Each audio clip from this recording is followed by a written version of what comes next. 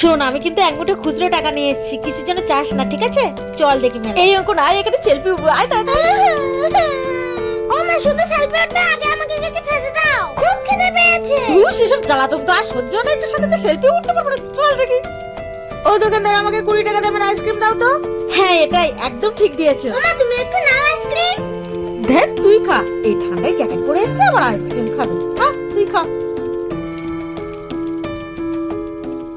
ও মা, মা গো, আইসক্রিম খাওয়া হয়ে গেছে, এবার বিরিয়ানি খাবো। দেখ, বিরিয়ানি কেউ খায় নাকি? কি সব দিয়ে বানায়? তুই এখানে দাঁড়া, আমি তোর জন্য অন্য কিছু কিনে আনছি, দাঁড়া। ও, আমি বুঝতে পেরেছি, সারা মেলাটাই আমার বাদাম খাওয়াবে। বাদাম কিনতে যে কোথায় গেল? কোথায় আর যাবো? এনে তোর জন্য বাদাম কিনেছি, এনে বাদাম খা। বাচ্চারা কি এসব খায়? হ্যাঁ খায়, হাতে ধরে ছাড়িয়ে ছাড়িয়ে খা। মরণ জ্বালায়, এক মুঠো খুচরো টাকা না, শুধু বাদাম কিনবে।